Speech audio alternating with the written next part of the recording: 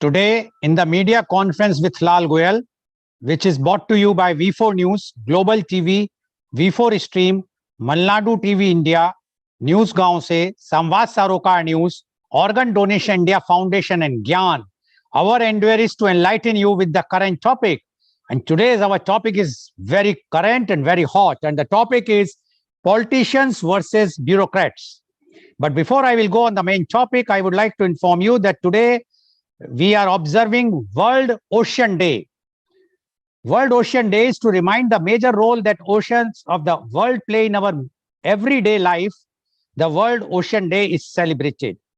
The day is observed on June 8th every year to inspire actions and make use of marine resources responsibly.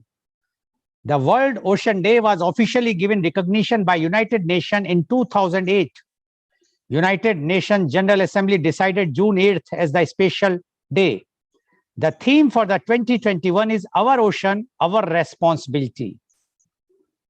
The theme of 2021 is relevant to the current times as it will connect oceans science with the need of the society. And we are also observing today the World Brain Tumor Day. World Brain Tumor Day is observed on 8th June every year. German Brain Tumor Association, a non-profit organization, first marked this day in the year 2000 to spread the awareness about the brain tumor among the general public. Media conference with Lal Goel wishes you happy World Ocean Day and hopes that by celebrating World Brain Tumor Day, more and more awareness will be created so that many lives can be saved. Now coming to the main topic, and the topic is politicians versus bureaucrats. A politician is a person active in party politics or a person holding or seeking an elected seat in government. Politicians propose, support, and create laws or policies that governs the land and by extension its people. Broadly speaking, a politician can be anyone who seeks to achieve political power in the government. Politicians are people who are politically active, especially in party politics. Positions range from local office to executive, legislative, and judicial offices of regional and national governments.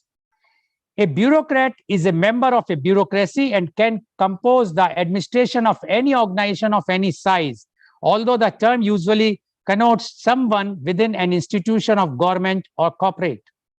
The term bureaucrat derives from bureaucracy, which in turn derives from the French bureaucracy first known from the 18th century. Bureaucratic work had already been performed for many centuries.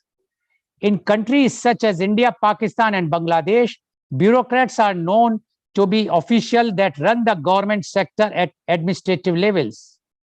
Once hailed as the steel frame of independent India, the country's civil service today is a pale shadow. Its Halkhan post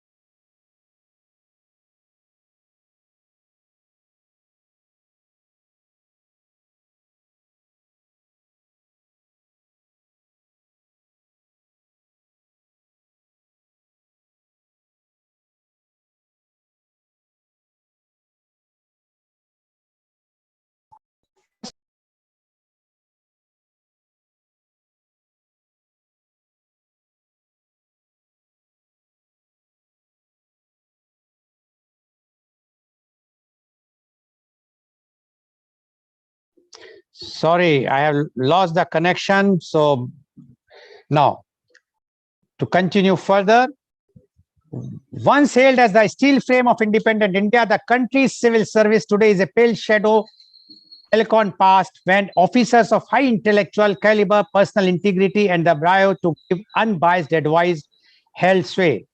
Successors of the heaven-born colonial Indian Civil Services or ICS and the analogous Indian Police or IP, newly independent India Civil Services was not too different.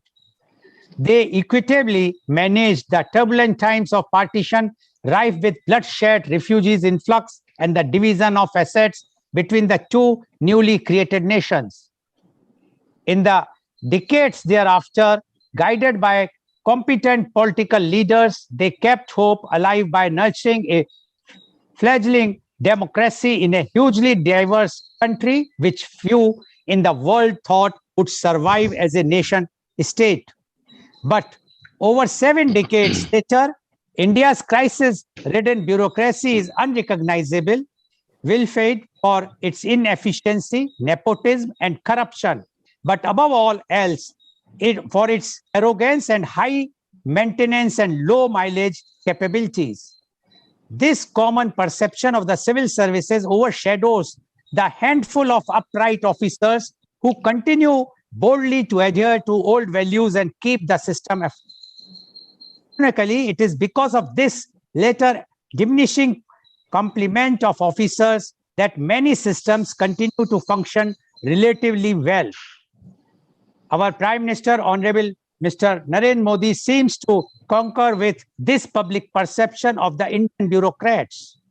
He recently criticized country's civil servants in the Lok Sabha, venting his particularly against the members of the hallowed Indian Administrative Service (IAS) that heads the country's bureaucratic pinnacle.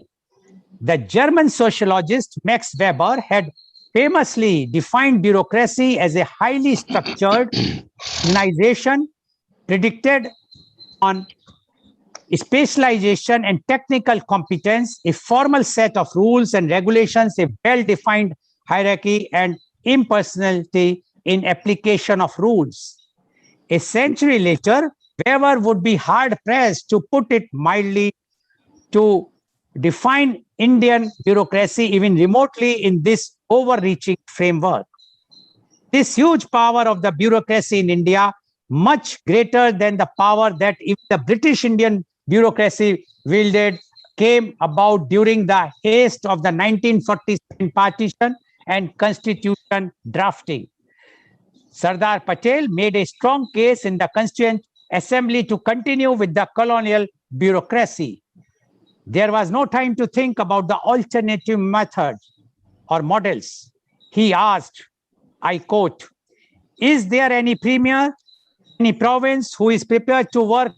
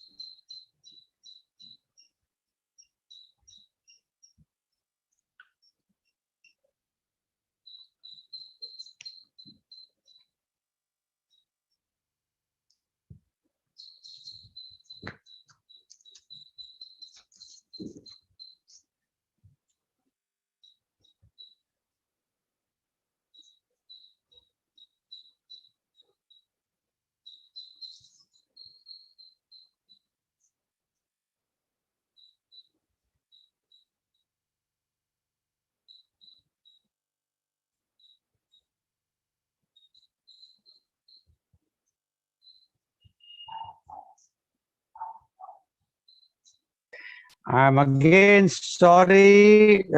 Lot of disturbance because of the net problem. And that's why when I say when we are talking of online education, how the education take place when such type of disruption is taking place, even the normal thing.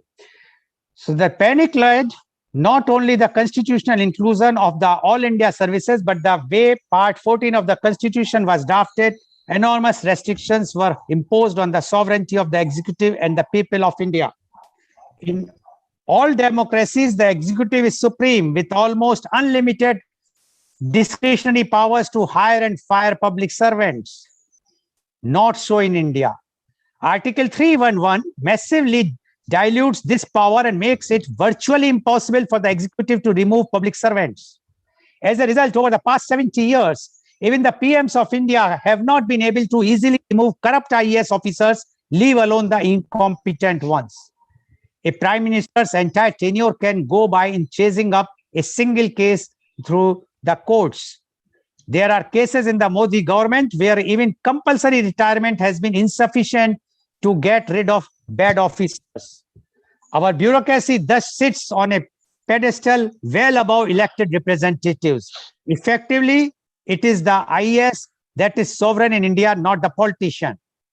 There is a widely cited but spurious argument that has enabled the IAS to hold on to their powers, that Indians trust their politicians less than they trust IAS officers. The people perceive the IAS to be incompetent, self-interested, and arrogant, but they trust their political leaders even less. Further, many honest IAS officers, in their genuine concern for India, want the IAS to continue so it can block corrupt politicians. But their remedy does not address the cause of the problem.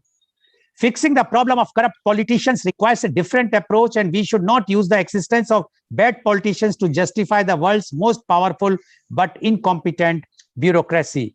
I am very sorry that I have to use bit hard word, but this is the public perception which I have mentioned.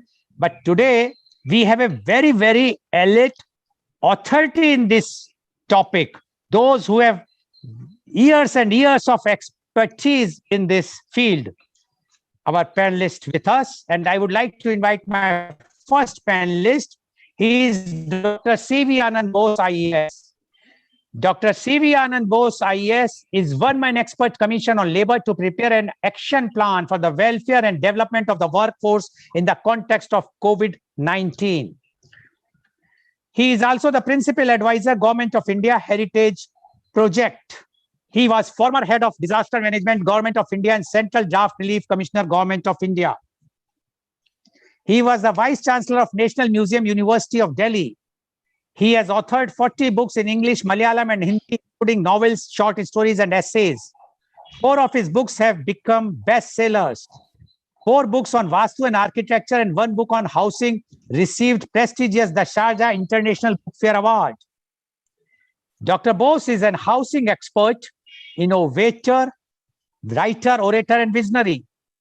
The path-breaking institutions set up by him, such as Nimriti Kendra Building Center, District Tourism Council, and Habitat Alliance, have been replicated at the state, national, and global level.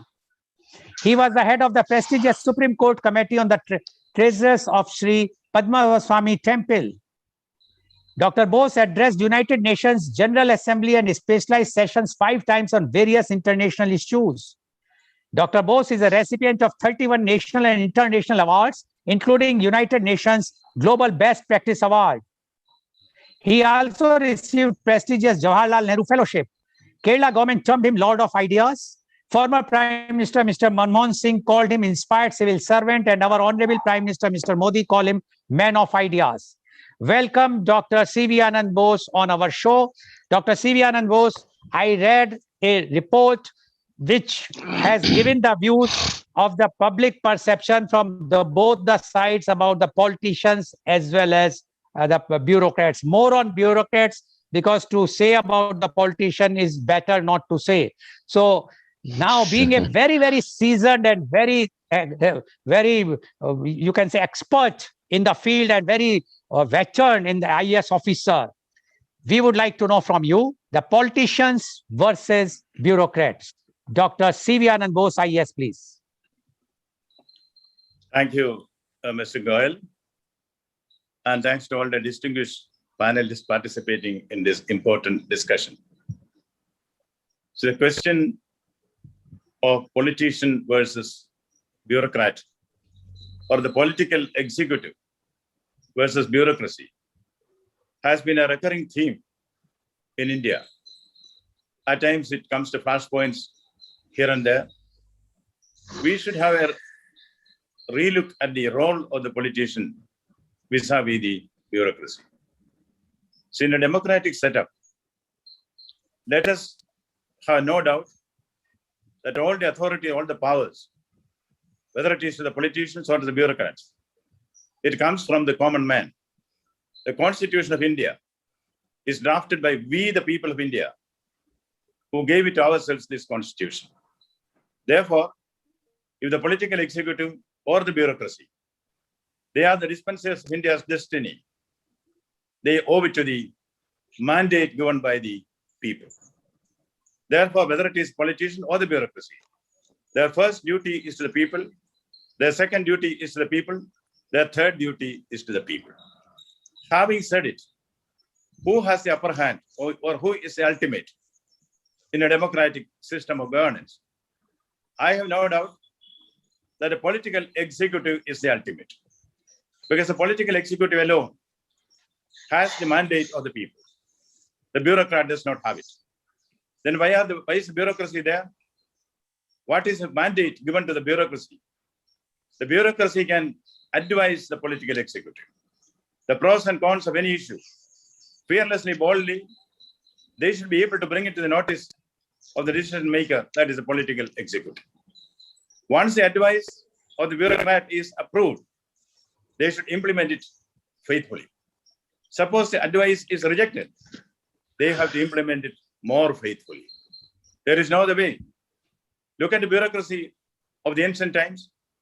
We had a system of governance, a philosophy of governance, which believed in Bahujan Sukhaya, Bahujan Hitaya. Millennia before, the utilitarians, John Stuart Mill and Jeremy Bentham, taught us the greatest good of the greatest number. India had an administrative philosophy which believed in Bahujan Sukhaya, Bahujan Hitaya. People are the center and the center of governance in this country, then and now. That is why the ancient civil servants, Bhishma, Kripacharya, Vidura, Shukracharya, these are the eminent civil servants of the past. They also had the same problem of collision with the political executive. A king's duty is to see everything, analyze everything, and protect everybody. But if the king himself, that is political executive himself, is blind like Dhritarashtra. What are the options before the civil servants? See, in Mahabharata, on all critical occasions, the civil servants tendered their advice. When the game of dice was sanctioned, when the wily Shakuni was allowed to represent the Kauravas in the game of dice, when the Pandavas were sent to exile, Vanavasa, when on the return from Vanavasa and Ajnatavasa, they were denied half the kingdom, 5 villages, 5 homes. All these civil servants said, no, this is not proper. But the blind king overruled them. Ultimately, when the decision was taken to go for war, the Mahabharata war, these civil servants did not run away from the scene. Bhishma was General. Yes, once your advice is accepted, implement it faithfully. If your advice is rejected, implement it more faithfully. That is the only way for the Indian civil service. Now coming to the brass tacks, there are certain distinctions that are to be made. I would like to make a distinction between political action and political interference. These are two different things. In the 45 years in the public administration, I would say that political action is something to be welcomed. Political action is something when an MLA or an MP or a Panchayat member puts pressures on the collector to see that the development scheme sanctioned for the district is implemented speedily and faithfully. That is political action. which has to be welcomed. But political interference, when you pressurize the chief engineer to change the alignment of a road so that the road can go through the property of my father-in-law or mother-in-law, no. That is political interference, which has to be resented at any cost. So this subtle line has to be kept in mind by all the bureaucrats. Bureaucrats are not the ultimate in democracy. Political executives are the ultimate. Political action has to be welcome. Political intervention has to be shunned. Having said it, now let me come to the flashpoint in the relation between the center and the state in the name of the Indian Administrative Service. I would specifically bring your attention to the recent controversy that is there in West Bengal, where the chief secretary, now of course the ex-chief secretary, he refused to attend the meeting, especially the one on disaster management, convened with the Prime Minister himself. He was already given an extension of 3 months by the Appointments Committee of the Cabinet. The same Appointments Committee had to withdraw it. He was asked to report to the center, he refused. Now there are issues drawn. It's a square issue, squarely drawn. Where do we take a decision?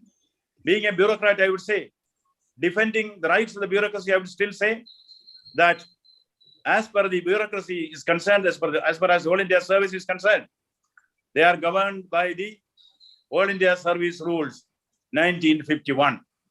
Yes, Article 6, Provision 6 of the rule says that when an officer of a state, an IAS officer or an IPS officer from the state is to be sent to the center, the concurrence of both are required. The center has to concur, the state also has to concur. Apparently, here is a high-handed action which is done by the government of India. No. The proviso reads, if there is a disagreement between the state and the center's decision shall prevail. That is the crux of it. Here the center wants him to come, state does not want him to go. Obviously, there is a disagreement. Who decides? The law clearly says that in case of a disagreement, the center's decision shall prevail. And now to the moral and ethical and practical aspects of that. See, an IAS officer should not hunt with the hound and run with the hare. He has to be well within the rules and regulations of the service which maintains him. In that case, in every dispute, we can say much can be said on both sides. But here the law is very clear. And now, see, of the Holy Roman Empire, it was said that it is neither holy nor Roman, an empire at all. Echoing this, Sardar Patel, while addressing the first batch of IAS officers in Metcalfe House in New Delhi, at that time, that was a training center, training school for IAS officers. Then only it was shifted to Mussoorie, Lal Bahadur Shastri, National Academy of Administration. On 21st of April, 1948, Sardar Patel said, the Indian civil service, it is neither Indian nor civil, nor is it imbued with a sense of service. That is not what India needs. India created the All India Services so that there can be one agency which can knit this country together. Yes, they share their loyalties between the state and the center, but there is no free for all. There are strict guidelines and rules and precedents and customs and practices which govern the relation between the politician and the executive vis-a-vis the federalism. So there has been certainly dilution of all disease over the years. This is not the first time. See, the IPS officers, of course, my friend, the former DGP, he is here, Hari. I leave it to him to discuss that in detail. See, when Karunanidhi was arrested by Jayalalitha, we saw on the TV that old man being manhandled, whether he belongs to this party or that party. The All India Service officers have to maintain certain decorum. They have to act within the rules. The central government wanted the IPS officers to be taken back to center. The state refused. Center did not take any action. Now, when Mr. Nadda's motorcade was attacked, he recently in Calcutta, then those IPS officers who were found for inaction, they were also asked to report. They did not report. This does not augur well for the nation. The IAS and the IPS and the All India Services have to function within the framework of rules and regulations at a time when they have to be asked to choose between A or B, between the state or the center. They should know the ultimate authority to which the All India Services owe their allegiance is nothing but the Constitution of India. we get the protection of Article 311 of the Constitution. There are rules, regulations, precedents, customs, which should govern the conduct.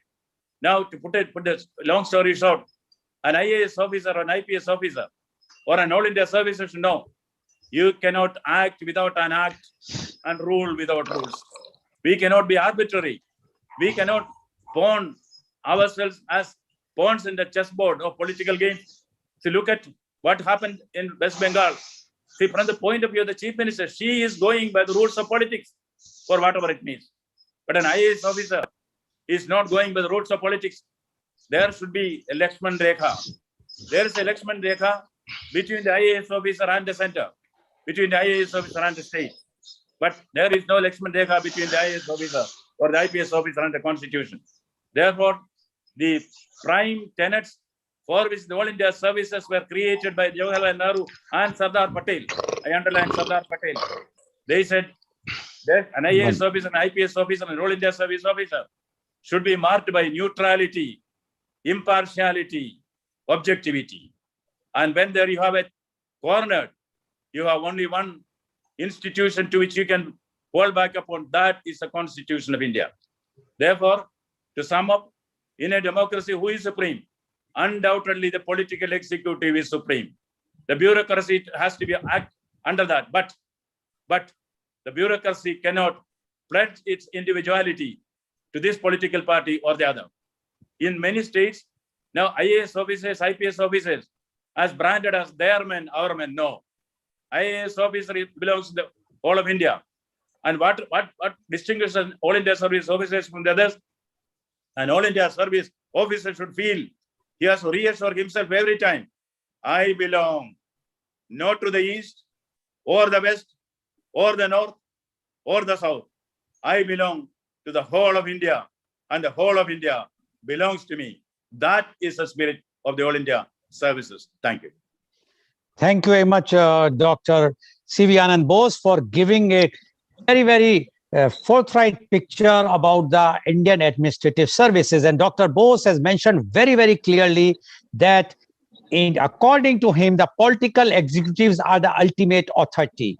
And he says that the All India services, the IAS or IPS or people are for the All India, they belongs to the entire country, not for a state.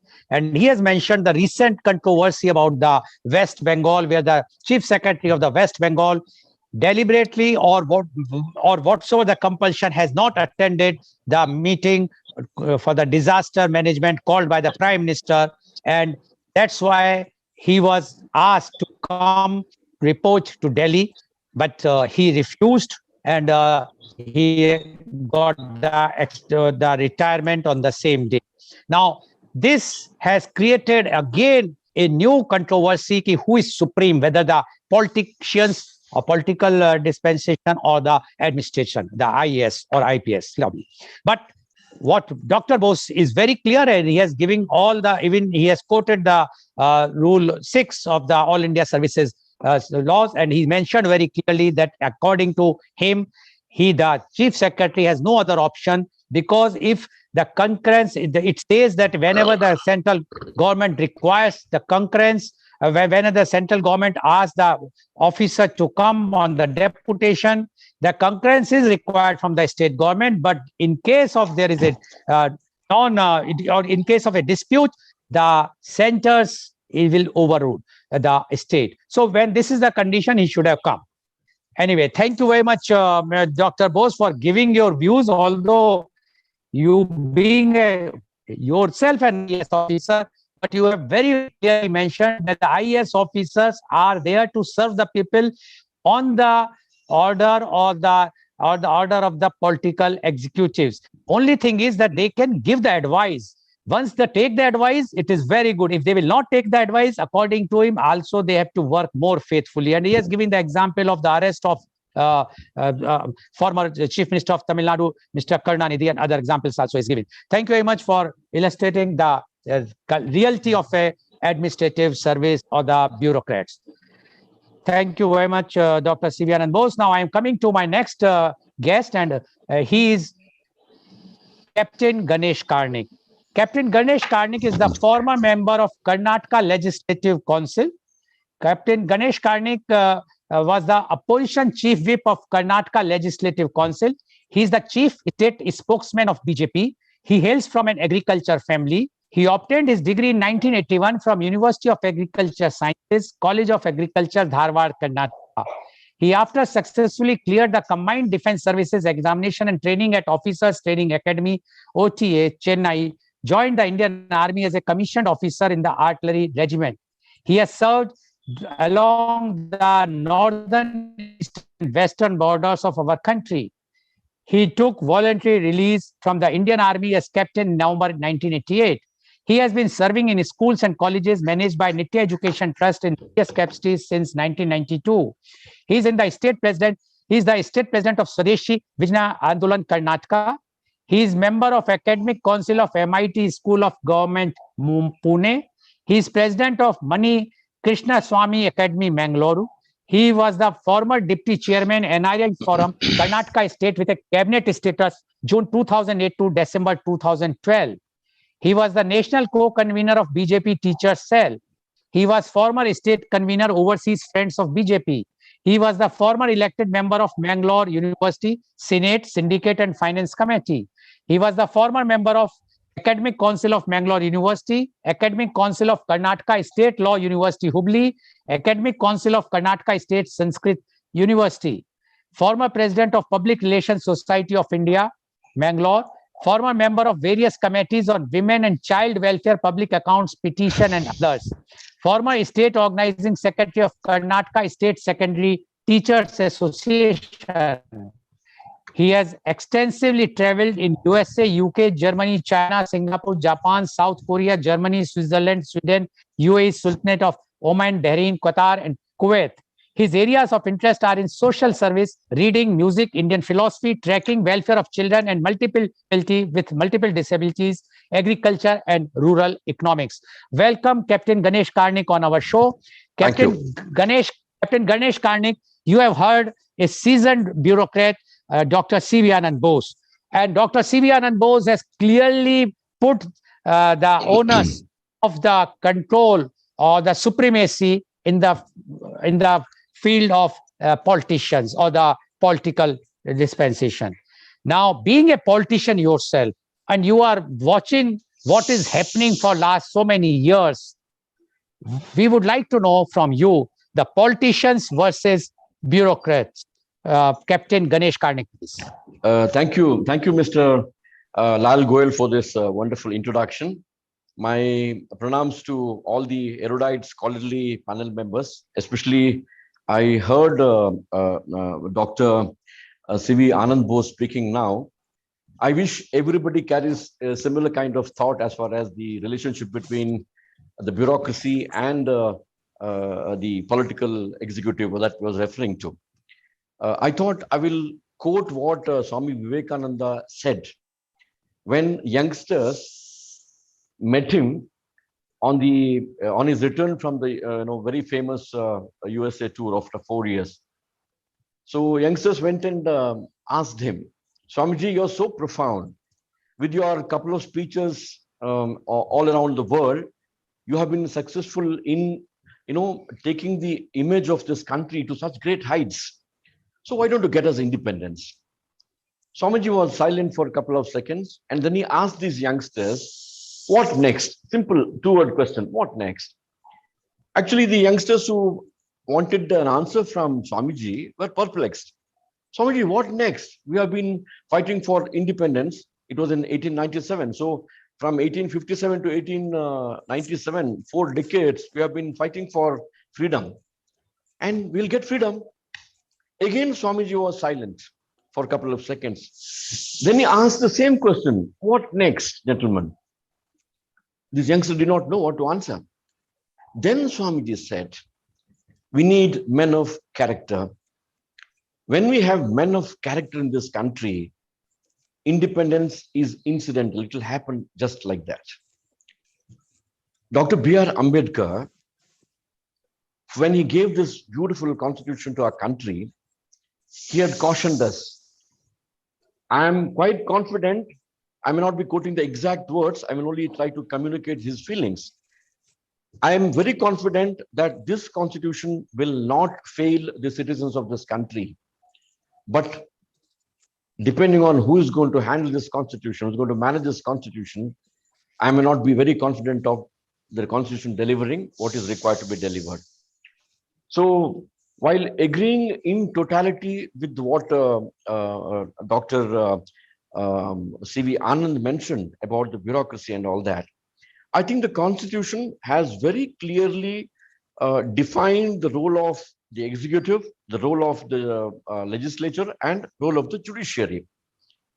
Now, the confusion has happened because we have been trespassing into each other's role, unfortunately. So it is not the question of whether it's bureaucracy versus political executive, or political executive versus bureaucracy, or political executive versus the judiciary. It is we having failed in understanding our specific role and then adhering to it.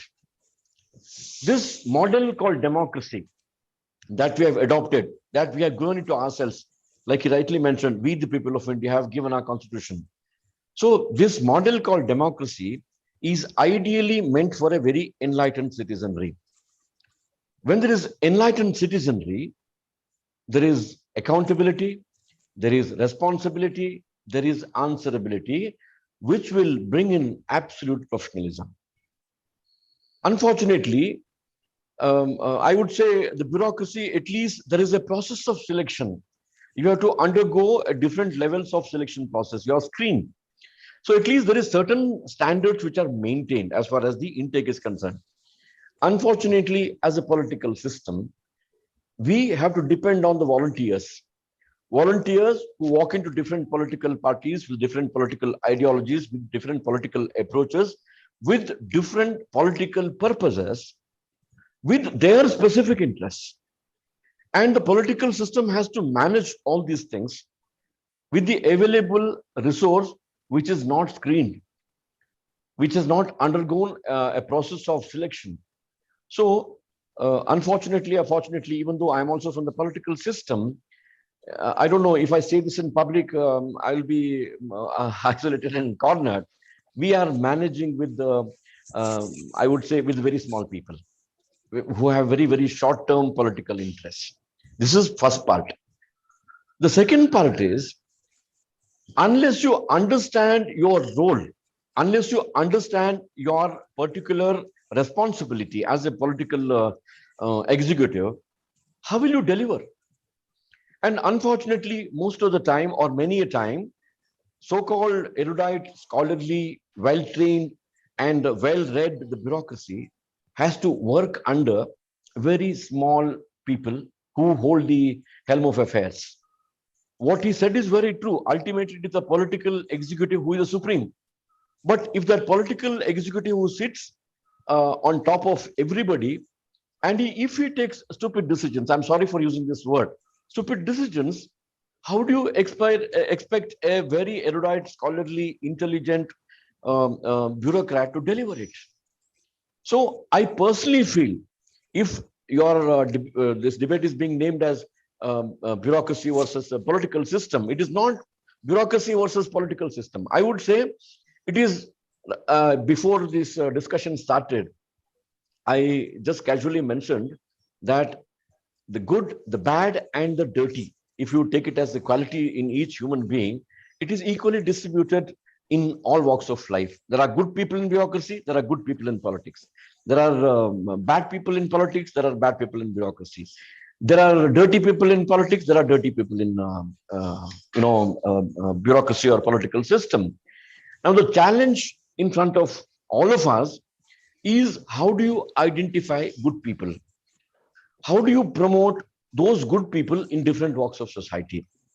Whether it is from Gram Panchayat elected members or till the Lok Sabha elected members, the process of selection of the candidates, process of selection of the candidate in each political party, can we have some standards? When I use the word education, that is a very debatable and a highly questionable kind of a thing. So I don't want to use that word. But if all the political parties, since we are in politics because the main purpose of a political system is to deliver the social justice, or to ensure that there is social service. So that is a basic purpose. So that being the common purpose for all of us, we may have different ideological background, but can you have some parameters where the political system invites the best of the talents to come into the system called politics? Unless this happens, bureaucracy at many times, I personally feel, is at the crossroads, whether to listen to the political executive or not to listen to the political executive. This is, I would say, the bane of the contention. The other part is, I personally feel, in the name of decentralization, in the name of social justice, again, a very debatable thing.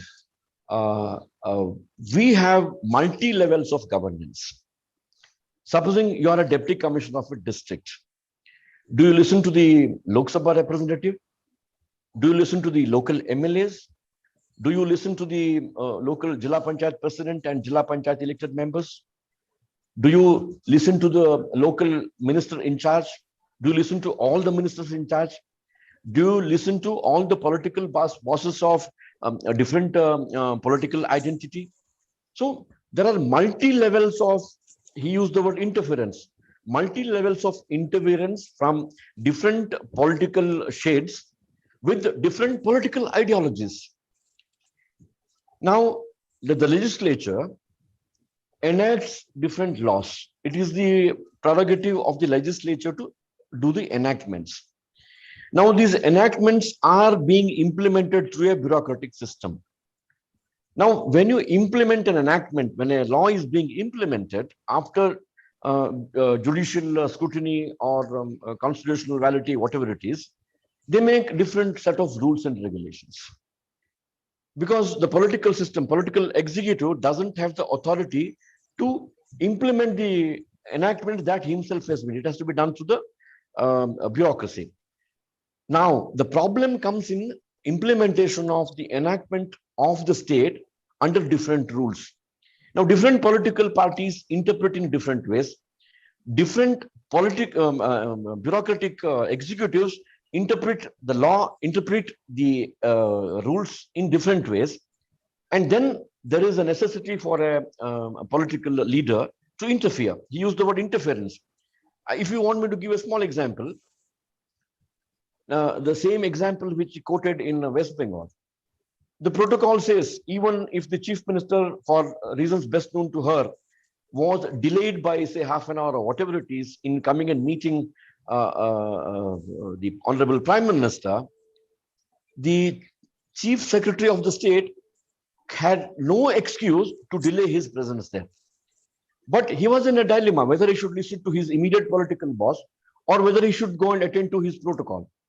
So when the immediate political boss insisted that you come along with me, possibly he was in a dilemma, what to do and what not to do, he doesn't know. Now, if we punish that particular person, I don't know whether he had a political ideology, whether he was leaning towards the political leadership of the state, I really don't know. But in a dilemma, how do you expect a bureaucrat to conduct himself in a very, I would say, in a way which is model for everybody? So when bureaucracy has to listen to different political bosses, when bureaucracy has to listen to different political ideological moorings, then that is the time I think they take sides. Rather, they are forced to take sides. Supposing had he gone to the Prime Minister's meeting, he would have possibly put the immediate political boss on the wrong side. Having not gone and attended the meeting, he has put the central leadership on the wrong side.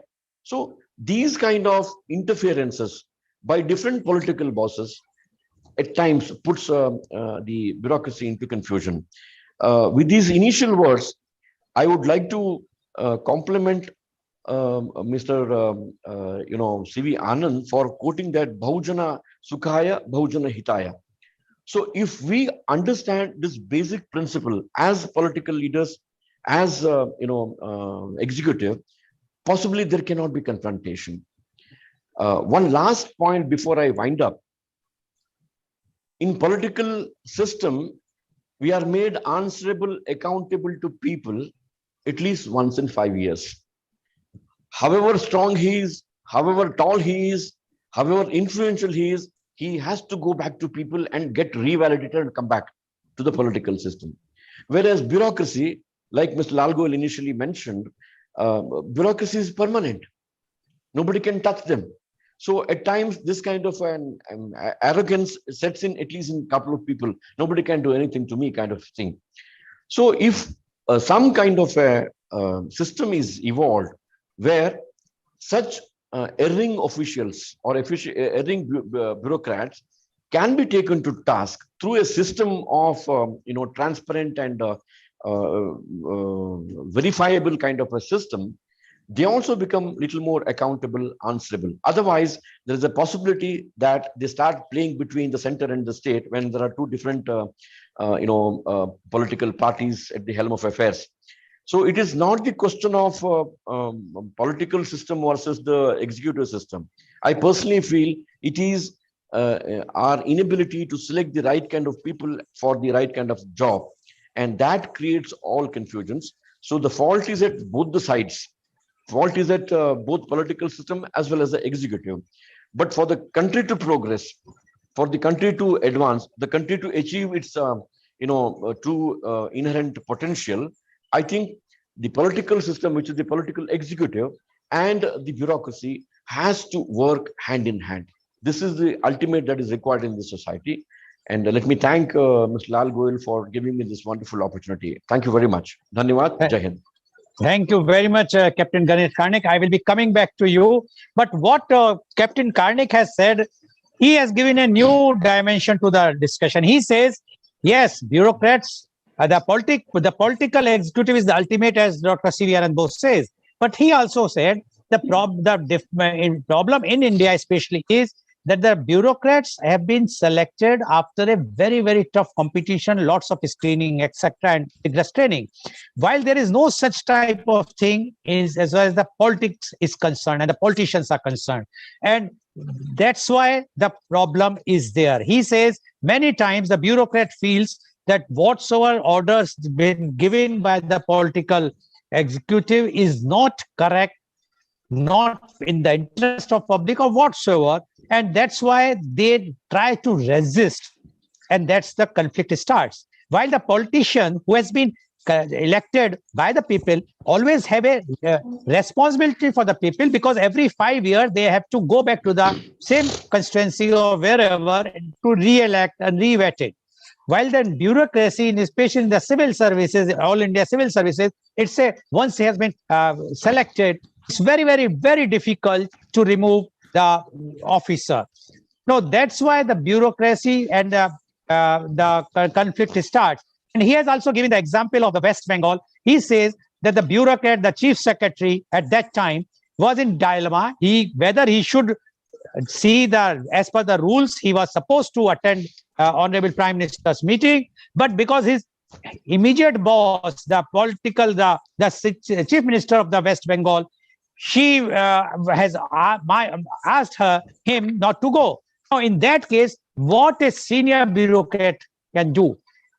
According to Captain Karnik, if he would have attended the Prime Minister's meeting, she might have become annoyed. And we know that if the Chief Minister became annoyed, he might have landed, although that Captain Karnik has not said, but we all know that he might have landed in the jail next day for some charges or whatnot.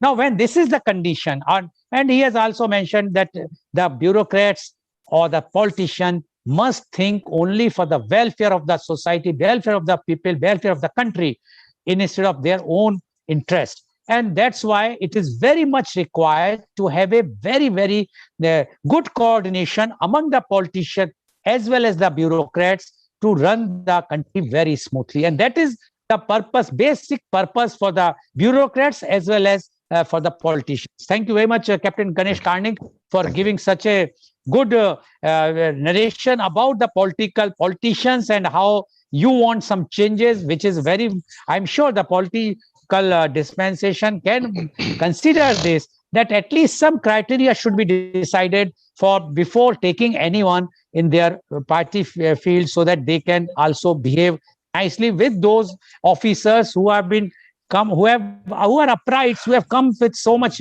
vigorous training and with so much knowledge. Thank you very much, Captain Ganesh Karnik. Thank you, sir. Now I would like to go to my next panelist. My next panelist is Mr. M. Harisen Verma, IPS. Mr. Verma is of 1985 West Bengal cadre batch. He worked in various capacities in West Bengal till 2004 when he joined Government of India. He was SP of Birabhum district and North 24 Pargana district, which was the largest district in India in terms of population. He served as United Nations Police Monitor in Mozambique in 1994. From 2004 till 2019 December, when he retired, he worked under Ministry of Home Affairs in Delhi, Trivandrum, Agartala, and Chennai. He is a recipient of UN Peacekeeping Medal 1994, Indian Police Medal in 2001, President's Police Medal in 2009, and Ati Utkrist Seva Padak in 2020 post-retirement. He has written a 500-page analysis on Gita in Malayalam, which was published by DC Books. He is continuing research, study, and writing on Gita. He has also published several poems, short stories, and articles in Malayalam and in English. Welcome, Mr. M. Harisen Verma, IPS, on our show. Mr. Verma, you have heard our earlier panelist, Captain Ganesh Karnik, as well as Dr. C.V. Anand Bose. Both have given their views and their views on the politicians as well as the bureaucracy. Now, being in the Indian Police Service, and you are also in the state, you have served the state, West Bengal, and afterwards you have served the center. So you have seen the relationship between the center and state, and you might have also be called on deputation from West Bengal at that time. So you know who is going to be the supreme, and you have seen the relationship among them. Now we would like to know from you the politicians versus bureaucrats. Mr. Harisen Verma, IPS, please. Thank you, Mr. Goel. Good evening, everybody. Good morning. Actually, when we joined service, the first thing we were discussing among ourselves, we probationers, about political interference. You know, we were always discussing, even in our teachers in the classes also, about political interference. So this was considered to be one of the biggest challenges for any bureaucrat or a police officer also. After all, police is also part of the bureaucracy only. So it's a police bureaucracy, even though with some certain distinctions. So I will come to that since I will be narrating mainly on from the police IPS side. So we were telling about how the politicians will be manipulating or intervening unnecessarily. But as Sri Bose told, there is both political interference and political action. Political action is legitimate and is necessary in a democratic country. Political executive is the supreme. There's no doubt about it. But it is not absolutely supreme. There is a fine line that Lakshman Rekha, and Dr. Bose also say. So that is there. So then there is political interference. That is for a purpose other than the values enshrined in our constitution. But as I started working, we understood that it is not political interference alone. More than that, I can say there is bureaucratic intervention from the generalist bureaucrats also, and we were working the police, and also from the police bureaucracy.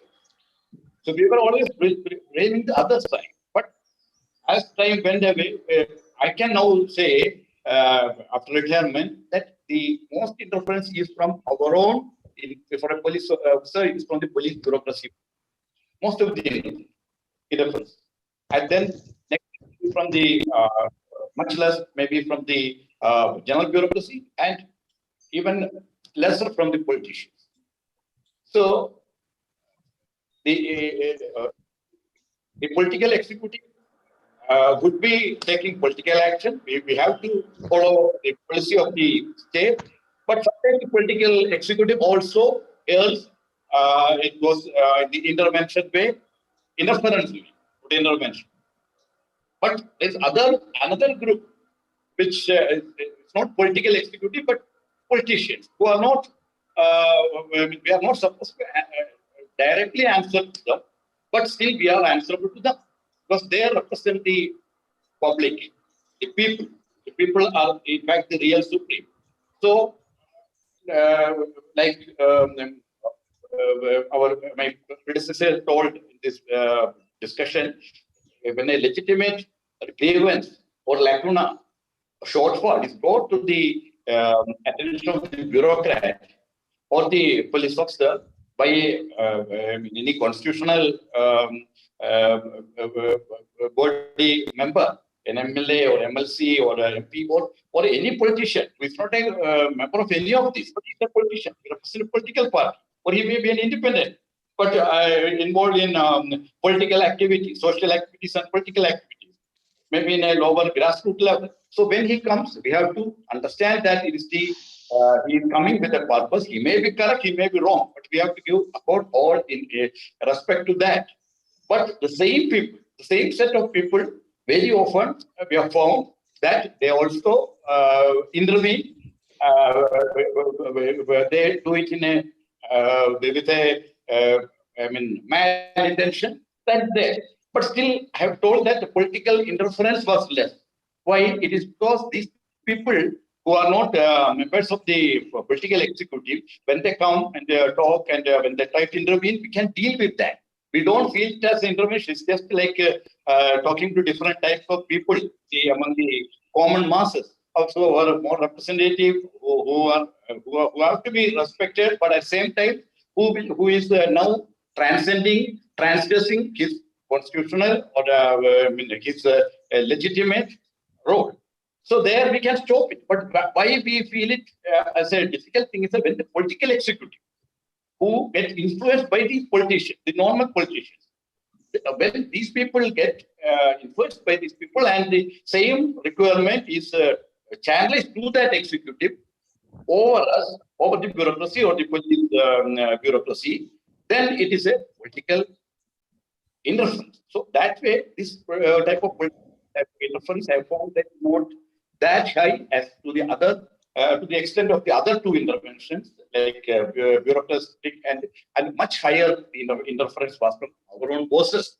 So there are bad elements everywhere, as Captain Ganesh Karnik told, bad elements in police, in bureaucracy, politicians. So they will definitely, true to their character, they will do things with their bad intention only. So that will definitely affect the people below them and around them, and general people also. Not only the employee, the staff, but everybody gets affected also. So we have to have better people with the character, as Swami Vivekananda told, that's very fine. But my contention or my small clarification I would like to say about what Captain Carning told is that these people, with character, without character, will be there. We should have a much better reformed recruitment system for both bureaucracy and as well as for, all levels, senior bureaucracy and lower bureaucracy also, so that only people with better character comes up. But here we don't have that. There is a need for reforms. I'm coming to that. That will be one of my major points. But the other than that, we cannot just leave it to the fate that some good people may occupy a post, then something good will come. Some bad person is given a post, then bad. No, the system has to be strengthened. There should be checks and balances. There should be, the discretion should be kept at a definite level. It should not be all around discretion, which is now happening. That discretion is almost very large extent. It is there for the political executive. It is there to some good extent for the bureaucratic bosses, as well as for the police bureaucracy also. So as we can reduce these options they are having, discretion, then there will be better better governance. So that's the need for this need for reforms in all institutions and instruments of governance. That's what is lacking. In our country, after independence, had several periods of reforms, whether for good or bad. Some reforms under Prime Minister Indira Gandhi. Then there were reforms later under Prime Minister Narasimha Rao and Finance Minister Manmohan Singh, the economic field. There were reforms in the electoral field under the then Chief Electoral Election Commissioner, the T.N. Shesh. So these are all there. But basic instruments who are to execute these things, they are the bureaucracy, the police, and also the agency to supervise and intervene with the ultimate authority is the judiciary, and any transgressions have to be sent to prison for reform standards. So all these things are yet to be reformed. They are just like that. There are some superficial reform steps and reforms here and there, but using the same old horse, flag, whipping it again and again, we may get some result, but not enough. That is happening everywhere. Even just now, even for the COVID resistance also, even for many other, even for that demonetization also, we had failed in certain respects because of this lack of reforms of the institutions and instruments of governance. So I would say that the reforms are a must, and through the reforms, there should be the checks and balances instituted in the black and white also, and there should be answer to many of the questions of doubt during governance, like what the British did. They made a beautiful manuals. So for every department, painstaking efforts, but of course with a colonial mindset, exploitative mindset, yes. But still they made it, and looking at, we could understand what to do, what not to do. Like in Bengal, we had PRB. This was considered to be our Bible sort of thing. This is police regulations Bengal. Then, as I would like to say, the Calcutta police was a separate entity, entirely separate from the state police. That's a unique thing in West Bengal only. So they had another manual called PRC, Police Regulations Calcutta. So whenever there is a doubt, we had just refer it and we would find an answer. Mahatma Gandhi was telling, whenever he had any doubt, he used to refer to the Bhagavad Gita and he used to get an answer. So something like, of course, that doesn't cover everything. It was in the colonial period, it was done. It was never after revised. But even in a colonial period also, there is a definite degree of discretion, everything to be written. But it was largely kept, and some what you call customs were there in posting, in transfer, and all. Say, when a junior, just to give an example, then junior IPS, 8 years seniority, he's when he is to be posted to a district, he will be posted to a smaller district. Even before posting to district, he will be made a commander in a battalion, and then after the district, then he may be posted in CID or the intelligence. Mr. Verma, excuse me, Mr. Verma, can you just bring your yes, sir, just please. Thank you. Yes, thank you. Sorry. Yes, go ahead. Go ahead. It's okay. So yes, please. There was a discretion to a very limited extent only. Now, once the left front came to power, I belong to the West Bengal cadre. So when the left front government came, many of these, what you call traditions were overlooked. And just for their, near totalitarian control of bureaucracy, police, and all, they started. Say they may post a very junior officer to a post which is generally given only after a long period of tenure in other posts. So then the discretion is becoming larger and larger. So that way the interference increases, the docile bureaucracy or the police officers, their numbers increases. So we have to make this discretion of the political executive as less as possible. Now, somebody is telling that, I think Goel was telling if the ex-chief secretary violated the order of CM, he would land in jail. Can it happen in a democratic country? That means there are not enough checks and balances. Any case can be instituted against anybody. But the big fries are escaping. It cannot be. So in any developed country, these systems are there. That's why in the lower and middle level of administration in developed Western countries, the corruption is also very less. It's also part of it. We should have zero tolerance to corruption. We cannot just accept corruption in one way and then think that we will be able to reform things and develop. And we will fail at one stage or other. We will fail. So that Anna Hazare's movement of 2011, 12, like that represented the anguish of the people, the requirement of the people of India. But unfortunately, nothing came out of after that. That has been put under the carpet. I mean, despite a very present administration does not at the highest level does not have any serious allegations. That's fine. But down below, I don't think the situation has changed. Everywhere, in the states or in the center also. Down below, the same people, same bad people or good people, they are continuing, but there should be more checks and balances. And especially judiciary has to be reformed first. Otherwise, a corrupt fellow, against him, if somebody moves, that fellow will go to the court.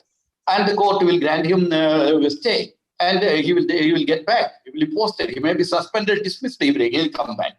So these type of things. So we have to start very urgently in reforms, starting from judicial reforms, then bureaucratic, police, prisons, all these reforms, intelligence, and all these reforms are needed. Yeah, good thing that we have started the military reforms, and we also need large-scale electoral reforms also. So that can be done by a nationalistic, strong leadership like that of Sri Narendra Modi. So this is a golden opportunity we are having, and we may be wasting it if we are not following it.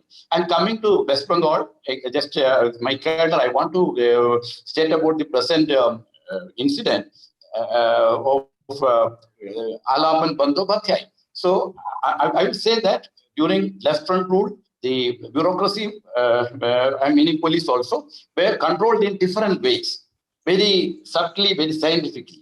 Not only the political executive interfering from the top, no.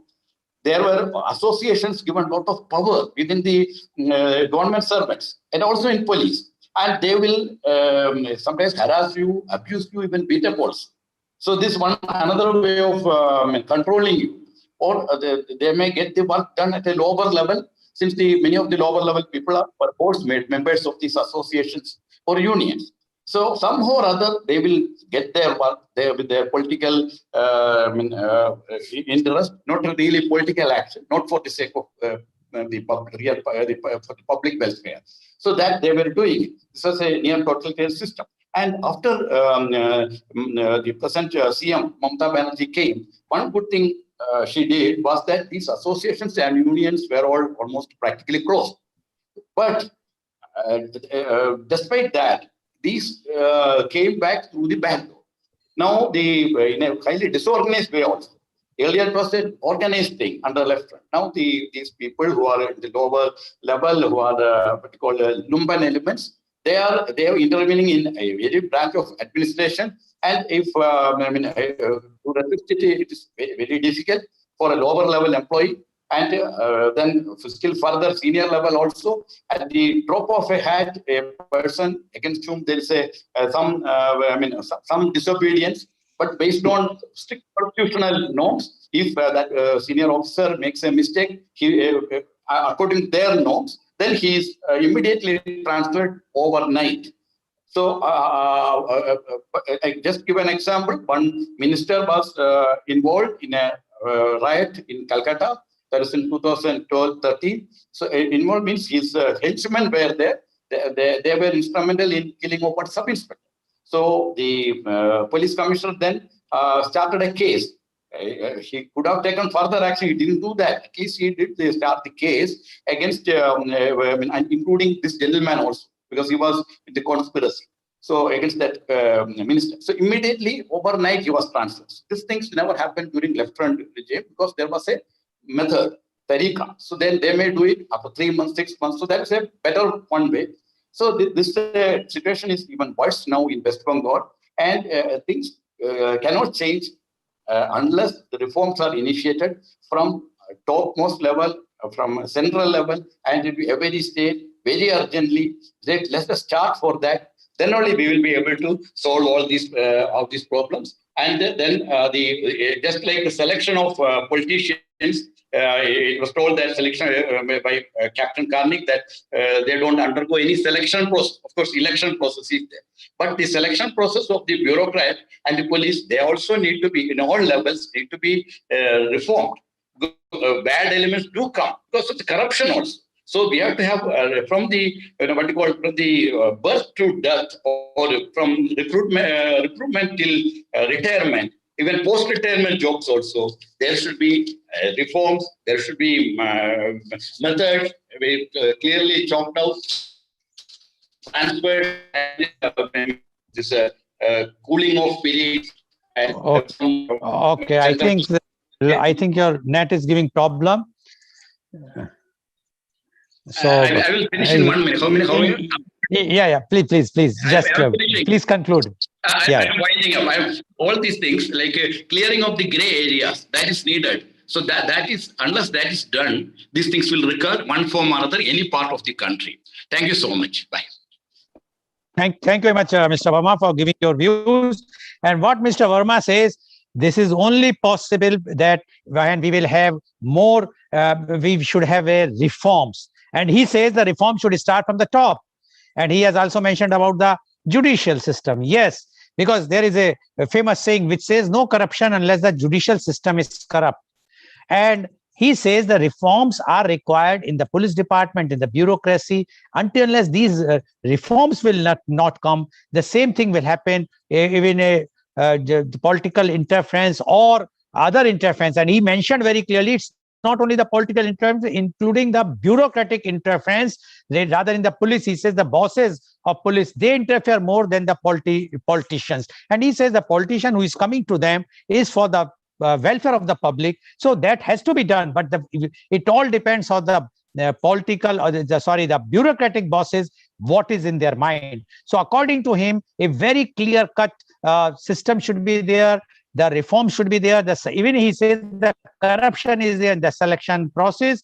But as for my information is that when an IAS or IPS or the civil service that is selected, there is a lots of inquiry. The local police or IB reports always goes for that person, and then only they give the final thing. But still, he wants a more stringent selection process so that no corruption. He says that should be a zero tolerance. Thank you very much, Mr. Verma, for giving your views.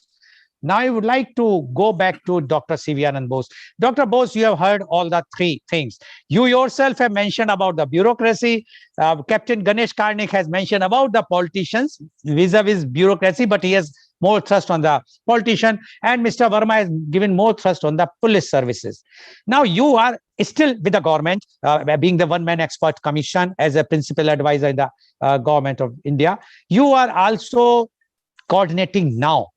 Now, my question to you is, you have seen the tussle at West Bengal twice. First thing about the transfer of the police, some officers, even when there was an arrest of the police commissioner there, so much we have seen in the media how the drama has taken place on the streets in the night and whatnot.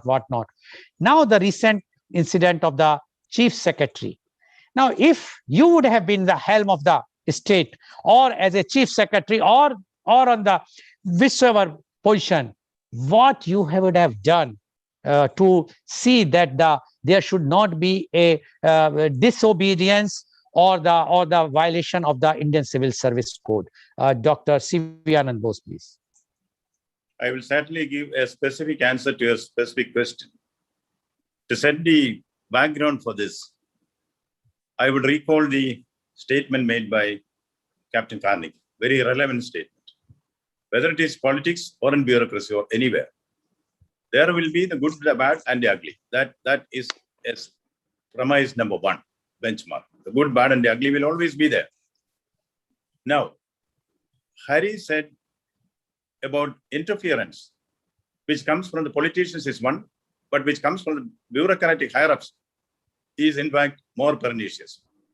Now the question, see, when the Prime Minister is visiting the state, it is the absolute responsibility of the Chief Secretary to make arrangements that he is not showing a favor to the Prime Minister. He is duty bound to do that. He is a civil servant. He is not the boss.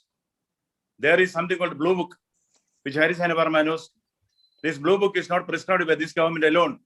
It has always been there. What arrangements have we made when the VVIP visits that? It's not the protocol alone that matters.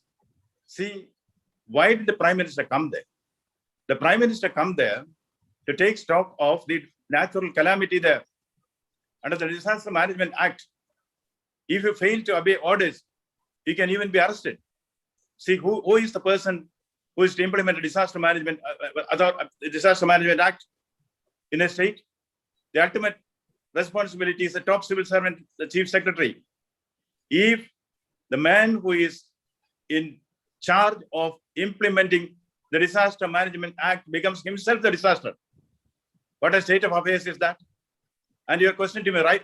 See, I am a retired civil servant. I don't want to put my younger generation in the dock, but I have to answer a specific question from you. I would certainly have told the Chief Minister, Madam, you cannot do this. Please go and attend. All the political differences can be sorted out separately. Please, I am a civil servant. Please don't bring me between the devil and the deep sea. In very polite words, no, without insulting her, without offending her. In very polite words, make her see reason. Otherwise, you have to take a stand. Madam, I have to attend. Yes, for me, there will be no second thinking about it. Maybe the next day I may not become the Chief Secretary. Yes, that always is there. See, if you stick to your guns, if you're honest and you are fair, of course, you should be respectful to your political bosses. Never try to humiliate them before others. No, be respectful. Be firm beneath your gentleness and gentle beneath your firmness. What will happen to you? They may not give you good postings. They may not may transfer you on and off. They may not give you foreign assignments. They may not give you any good posting worth the name. They may marginalize. But wherever you are marginalized, please see that any post can give opportunities for you to innovate and prove yourself. Therefore, when, as I said, there is a Lakshman Rekha. The Lakshman Rekha cannot be crossed by anybody in public life. It appears a bureaucrat also. Number one point. Secondly, Hari said a very valid point. See, it's not political interference alone which bothers the bureaucracy. Political interference, I would say, is there, but nothing which, in my personal career, I have never found any difficulty in dealing with politicians. Some of them may not like you, some of them may like you, and those who once hated you also like you after some time, provided there is consistency in your behavior. But my God, this interference by the bureaucratic bosses, my God, is very difficult. It is said jokingly that about the seniors, in bureaucracy, the higher bureaucrats or the bosses are like the bobtail monkeys. The higher they go, the more their bottom they expose. This is very true about the Indian civil service. Very difficult. See, politician may ask you to do this or that. Next moment, he may even forget that. But the bureaucrat, the senior bureaucrat, he knows how to do it. If he cites the rules and regulations, he will tell you how to flout the rules and regulations. So I would say, pernicious way of interference for any young bureaucrat is interference from his own boss. Because there is a feeling that the boss is always right. The boss may not always be right, but it's very difficult to say that the boss is always right to curry favors. Therefore, in bureaucracy, you will certainly be facing interference by your bosses, the politicians. You have to be on your own. See, if you go to please everybody, you will end up displeasing everybody. Therefore, be objective. I would say in my 45 years, I have found better to be objective. Be fair, and never ever show arrogance. Even when others humiliate your political bosses, never be arrogant to them, never try to humiliate them. That is where I want, once again, I repeat, you be firm beneath your gentleness and gentle beneath of him, firmness. And ultimately, what is going to happen? See, in India, I find, correct me if I am wrong, seasoned, our respectful former captain and also the present political leader, Mr. Karnik is here. I see there is a tendency to create states within states. What is an imperium in imperio, which goes against federalism. I apprehend a deliberate attempt to break the federal structure of this country. I do not think this is an isolated political act by certain ambitious politicians. I even find the hands of the Break India Brigade supported by outsiders in this. India is a federation. Its strength is that it's a federation. All India Service is there to see that a federal structure is kept up. I think the basic challenges are there. It's not just a question of the whims and fancies of a chief minister and the attitude of a bureaucrat as it has happened in Bengal. There are larger issues involved in this. Now, to cut a long story short, there was a lion in the forest. Everyone respects the lion, all animals. The younger lion, he thought, why? They're not respecting me as they respect my dad. So he said he started behaving like that. Early morning, he will set out. He will frighten all the animals which come by. And I think we lost Dr. C.V. Anand Bose. So, but he has made his point clear. Now, I would like to go to Captain Ganesh Karnik. Captain Ganesh Karnik, you served in the army and you are now in the politics. So, and you are dealing with the bureaucrats also. What difference you found from the army to the politics and the bureaucracy? And have you seen this type of tussle between the army and the politicians, or the bureaucrats versus the army? Well, Mr. Goel, I would like just to say, see, we three of us, we have been discussing.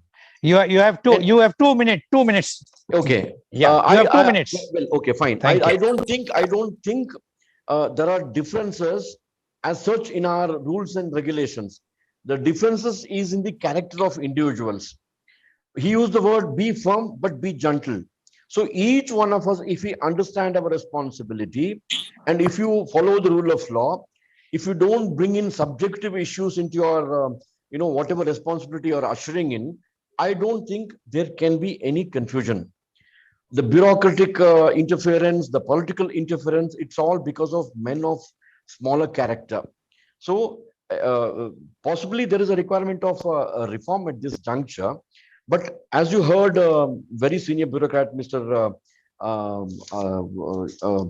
Anand, as well as you heard Mr. Hari saying, and you have heard me. See, if three of us sit together today, I don't think we have differences because we have a common aim. But that is not the case. This interference with the senior officers, I had seen it in armed forces. I have seen it in the bureaucracy. I've seen it among the political system. So ultimately, it amounts to having men of character. Rather, if you don't have such people in the system, whether it is bureaucracy, whether it is political system, or whether it is judiciary, then you need to have a strict rule of law, which is implementable. So unless you have these things well defined, and unless you have men of character, which is a very difficult proposition, I think it is rule of law. It is basically rule of law. Army and police force, maybe it is slightly less because there is a clear hierarchy and clear set of rule of law. Whereas in political system, we don't have any rules. You have absolutely muted. no rules. Yeah. We have no rules. So I think it is time political parties, because ultimately, like Mr. Anand said, it is the political executive who is supreme, at least in execution of a lot of things. So if the political parties do not have a set of, I would say, standard operating procedures, when in power, when not in power, I think this political interference will be detrimental to the effective implementation of constitutional obligations of each one of us in different roles. So I suggest it is time after 7 decades to revisit all these things and redefine our entire processes, So we need to have very firm implemental standard operating procedures for all of us. This is what I would like to say. Okay. Thank you very much, Captain Ganesh Karnik. Thank you. Paucity of time. Now I would like to go to Mr. Verma. Mr. Verma, 1 minute only. See, the IPS gone against central government orders, and it is not first time. Even in the Tamil Nadu also the same thing has happened. Now the West Bengal has happened. What, according to you, should be because the relationship between the IPS and the political dispensation is going down. Although you have mentioned about the reforms and all those things, but anything which you want to suggest in one minute only. Mr. Verma, please unmute. Please unmute. Yes, please. I will. Thanks, Mr. Goel. I already told about reforms. That is the one particular thing I will say. And one more thing I will say, that police, especially, is sought to be controlled by politicians, because it is only partly under a political executive, partly under the courts. So that's why the judicial reform is highly needed for the improvement of the police. So, as I told, from recruitment till retirement, the rules have to be revisited, as Captain Karnik told. There should be implementable SOPs in all fields. That is the reforms, a fixed tenure, and all these things. So let us go for that, start for that. This is my request. Okay, thank you very much. So viewers, you have seen that it's not the politicians versus bureaucracy. It's basically depends on the politician as well as the bureaucrat, how they are. If they are of good character, if they are good, been trained properly, if they are firm and polite, as mentioned by our expert here, then there is no confrontation, because the aim of the politician or political executive as well as the bureaucrats are the same, to serve the people. And if the aim is same, then definitely means can be different. But if the means it can be of the same way, which our panelists have suggested, then there will be no confrontation at all. And as Captain Karnik says, when we can sit here, the three different persons, like from IAS, IPS, and a politician, why not? They can do it in general also. And it is possible. Only thing is, some reforms, something is required. And I'm sure the change will come soon, because now the things which has going out will definitely bring out the change. Thank you very much for today's program.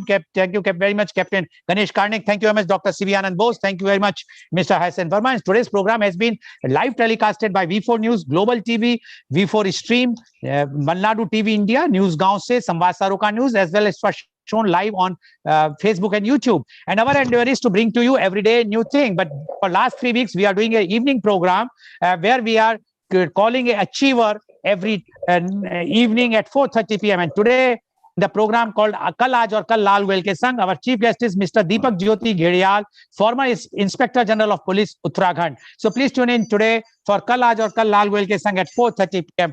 Thank you very much, all our distinguished guests, as well as thank you our